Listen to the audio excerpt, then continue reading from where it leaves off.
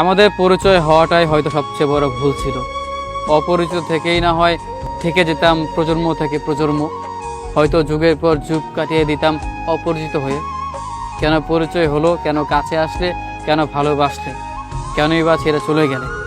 দিন শেষে এই হিসেবগুলো নিজের সাথে মেলাতে পারি না। যদি অপরিচিত থাকতাম তাহলে হয়তো এত ভালোবাসা থাকতো না, এত আবেগ, এত মায়া টান সেগুলো থাকতো না, এত পিছু টান থাকতো না। হয়তো নিজেকে ভালোবাসতাম, নিজেকে সময় দিতাম। কেনই বা পরিচিত হলে একটা সময়ের পর গিয়ে অপরিচিত হয়ে গেলে? আসলে অপরিচিত মানুষ থেকে পরিচিত হওয়া যায়, কিন্তু পরিচিত মানুষ থেকে অপরিচিত হওয়াটা অসম্ভব। কাছের মানুষ যদি কাছেই না থাকে তাহলে অন্তরে ভীষণ কষ্ট হয়, বুকের ভিতর ব্যথা করে। ব্যাপারটা হচ্ছে এমন, একটা মানুষকে অপরিচিত থেকে সে পরিচয় হলো, সে কাছে আসলো, সে ভালোবাসলো, সে ভালোবাসার মানুষ হয়ে গেল, কিন্তু একটা সময়ের পর গিয়ে সে মানুষটাই হারিয়ে গেল। এই ব্যাপারটাই আসলে মানিয়ে নেওয়াটা খুব কষ্টকর।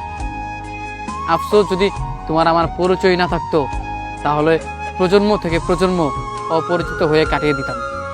কোনো পিছু টান, কোনো মায়া টান বা কোনো ভালোবাসা, কোনো আবেগ থাকতো না।